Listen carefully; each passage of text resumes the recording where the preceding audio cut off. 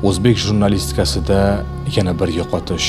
Mashhur san'atkorlar bilan intervyulari orqali xalqimizga tanish bo'lgan ijodkor Jasur Hamroyev vafot etdi. 42 yoshli jurnalistning vafoti munosabati bilan bugun mashhur shou-biznes vakillari Yulduz Usmonova, Rayhon, Munisa Rizayeva va boshqalar o'zining Instagram sahifasida ijodkorning yaqinlariga hamdardlik bildirdi. Jasur Hamroyevning vafotiga uzoq muddatli xastalik, ya'ni qandli diabet sabab bo'lganligi aytildi.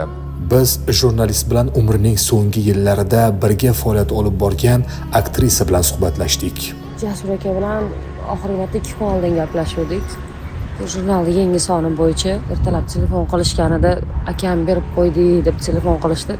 Odam ishonmadi rostini aytsam. Rejalar ko'p edi. O'tgan yili jurnal ochganlarida keling singlim Zamira mana shunaqa jurnal boshlayapmiz. Global redaktorlik qiling dedilar. Bosh muharrir bo'lib ish boshladim. O'zi oxirgi necha yildan beri kasallik bilan kurashyotdilar, nefrologiya bilan. Kuchli odam edilar. Har doim hammaga yaxshi muomala qilib, yaxshi gapirib yurardilar, kulib yurardilar, lekin hech kimga dardini bildirmasdilar. Deyarli bir haftadan beri ijtimoiy tarmoqlarda ularga kerakli qon gruppasini so'rab yozib yotdim. Hech kim yordam ham bermadi, aloqaga ham chiqmadi-da. Hammaga yordam qilgan, hammaga yaxshiligi teggan odamga shu qon kerak bo'lgan paytda topilmadi. Ko'p sayohat qilishni yaxshi ko'rardilar.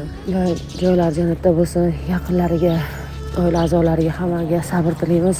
Ijodkorga yaqin bo'lgan hamkasblarni ma'lum qilishicha, janoza marosimi Buxoro viloyatida ijodkor tug'ilib o'sgan mahallada bo'lib o'tgan. Jasur Hamroyev nafaqat o'zbek san'ati vakillari, balki dunyo yulduzlari bilan ham eksklyuziv intervyular o'tkazgan. O'ziga xos yo'nalishi va o'tkir qalami bilan muxlislar mehrini qozongan Jasur Hamroyevning oila a'zolariga Milliy telekanal nomidan hamdardlik bildiramiz.